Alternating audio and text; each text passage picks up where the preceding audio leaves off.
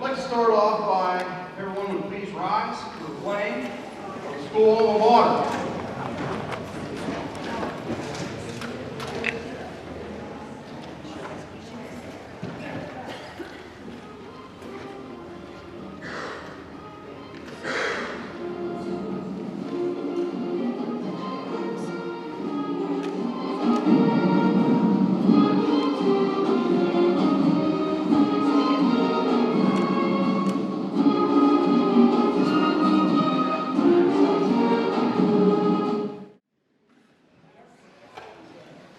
Welcome back, alumni, friends and family.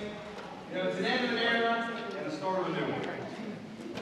There have been thousands of students that have gone to school here and hundreds of teachers that have taught here. And we definitely have called this home. I know it's going to be a sad day whenever we walk out of here as the last administrators in this building because we really have grown very fond of this place. We're looking at the history of the building. It's hard to believe that 60 years it's actually been. 1954, June 16th was the groundbreaking ceremony that happened here. And the doors opened with the first occupancy permit on September 4th, 1956.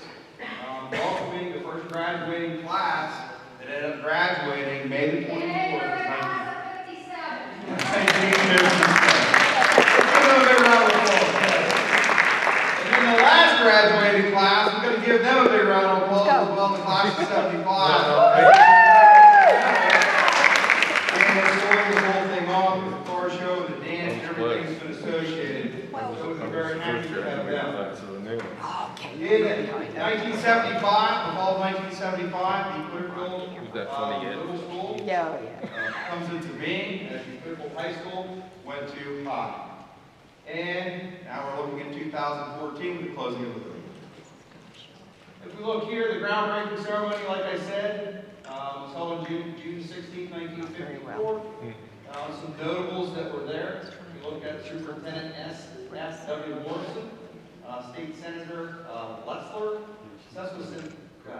Sesquicentennial Queen Virginia Sykes, Board President Howard McGarvey, the Principal Howard Bean, and then also Mr. Gordon from the Pennsylvania School Building Authority there as well. So it must have been quite an event that they had in 1954.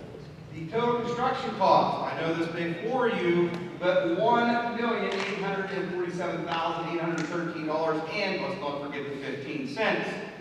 It's hard to believe that this building with just $1.8 million, especially when we're looking at a building project of several million, which Mr. Scribb was going to talk about here in a little bit. The construction process took about 2 years to complete. The original occupancy permit was received September 4th of 1956. See from the bottom picture there that Clearfield Hospital has definitely changed a little bit, but the original structure is still there. Welcome, class of 1957. As they came into the new Clearfield area senior high school. Like I said, it was dedicated November the 11th, 1956. And there's actually someone here that has the original dedication brochure, but if you're ever looking for that, if you look at clearfieldreunions.com, it happens to be on there as well. And it is an amazing article, and the person that has it, she actually is holding it up back there, so I'm sure that she'd be willing to share that with you if you'd like to see that. I hate to put you on the spot, but you definitely should be very proud of that artifact. If we look at the main office, the guidance office and the infirmary, the one on the bottom right kind of makes me chuckle a little bit, as this school was originally equipped with a dentist office. You can't say that you see that very often anymore. The main office on the top, virtually the same thing. In the school. We walked in there when Mr. Brickley and I took over as the administrators 6 years ago. We walked into that very desk, their counter that is still there, and it's amazing how this time capsule really has remained unchanged. If you look at the 1,104-seat auditorium that you're sitting in, we actually look at the seats on the bottom left-hand picture, exactly the same ones that you're sitting in from 1954. To be honest, I don't even know know if they've ever been reupholstered. So isn't it amazing the quality of the product that we put together whenever they built this. The original serving lines, for those of you that stopped down at the cafeteria today, you will see the exact same stainless steel tubing along there for the serving lines. We had a full service area for more than 300 students. From this picture until now, there actually was a small addition put on. You can see to the back side here, there were windows there. Not quite that way now, as it was a block wall and it was expanded out. The library, if you happen to walk in the library, those are the same chairs from 1956 or 57. Gymnasium. The only thing that you'll notice has changed with the gymnasium is new bleachers. The floor is exactly the same. And of course the backboards have changed. But other than that, it is essentially the same building. If you happen to walk in the locker rooms, if you took that opportunity, the same lockers are still there. With the peach pops, the same ones.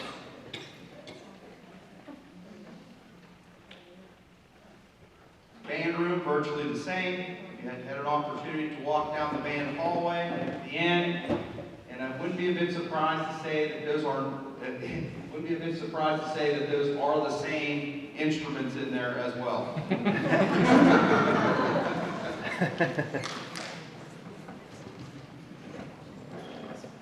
We're looking at the back of the building now, down where what we call the 8th grade area, or originally were the 6th grade pods. That was the vocational area, as this school was built as a comprehensive high school, where we had the auto mechanic shop, an auto body shop, metalworking, woodworking, and various other things. Vocational agriculture was in there as well. You can see that the renovation at one point, or some changes, took the garage doors out of the back of the building and changed some of the windows. Home economics. We walk into the home economics room, virtually the same thing. A couple things were removed from the picture at the top left, but still, I believe, the same white cabinets.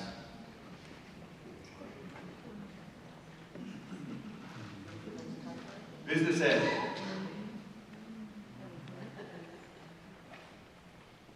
You know, pardon me? Is it arcade when you know what those things are? Correct.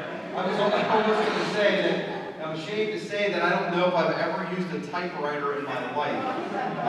And as you can see, the state-of-the-art facility had many typewriters in there, and quite impressive.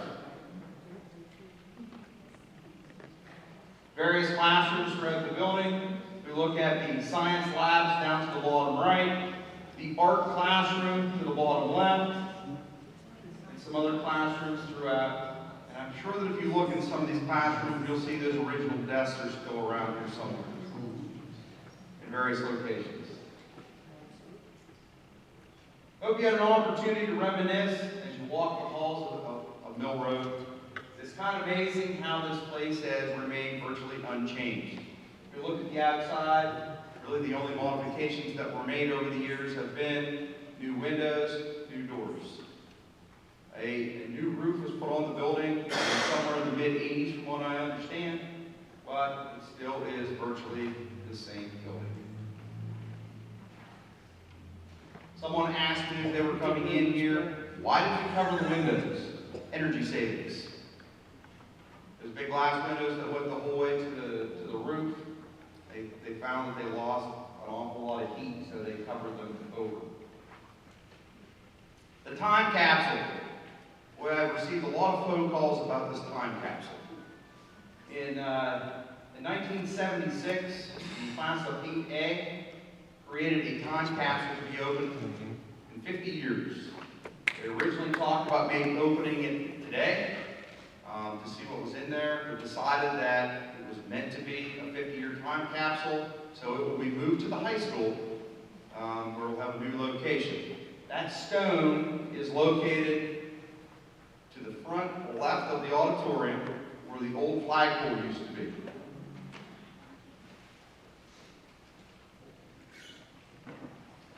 Now you see why I said I think those are the same instruments.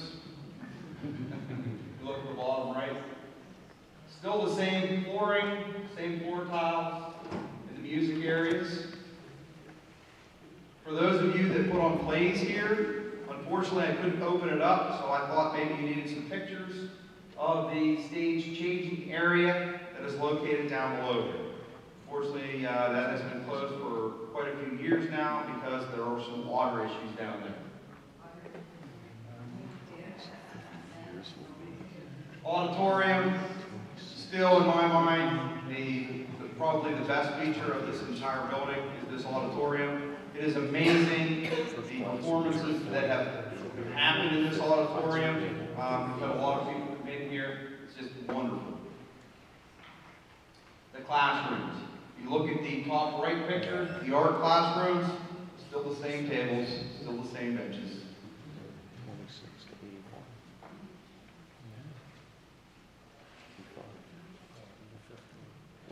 Cafeteria serving line, bottom left, as I told you, it's the same. Stairwells, the cafeteria space, the new bleachers at the gymnasium that say CMS on them.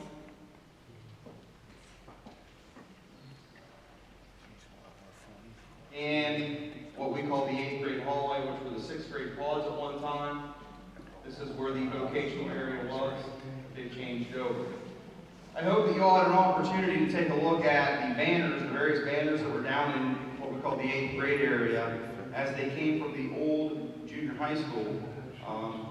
Starting way back, I believe that our first ones that we have are back in the teens, clear to, I believe they stopped doing this in 85 and 86.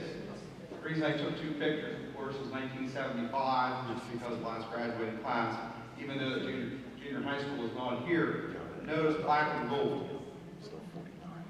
So the big question that I've been asked several times has been, why was the middle school black and gold and the high school black and red? And I said, I have no idea. Because the junior high colors were black and gold back then. Yep. I'd like to thank several people listed up there. You know, if you happen to walk throughout the building today, there were a lot of teachers and students that put a great deal of time into trying to create the walking timeline. It was a thought that came out about 2 months ago that we wanted to put up some artifacts, some things that kind of stirred your memory about years gone by. And the teachers and the students really did an admirable job. I was so impressed with everything that they did. And the kids, when they really get into this project. Of course, you know, knowing kids as well as we know kids, my thought on the whole thing was we're going to put all these things up and we're going to have the little bugger that's going to go along and rip them down. Well, it ended up being that we had several students that put time into it, that they defended it like it was the wall of honor. You touch it, you're done. So I kind of had to chuckle about that, and it was a wonderful experience for everybody here. And thank you all for this, because without this, we probably wouldn't have done that. Special thanks to Mr. Paul Dietzel of ClearfieldReunions.com. If you stepped into the classrooms, I think all but about 4 of the graduating classes between 1957 and 75, we had scrolling yearbooks in the classrooms. He and Bill Broad actually scanned those yearbooks, have them on ClearfieldReunions.com. If you ever want to see that stuff, it is all there for you to view, free of charge. So I'd like to give Paul Dietzel and Bill Broad a huge round of applause.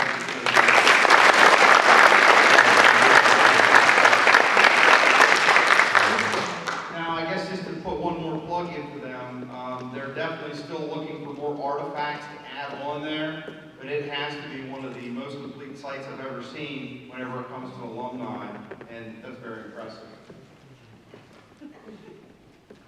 I hate to say it, but it's time to say farewell to Mill Road. At this time, Mr. Terry Struble, Superintendent.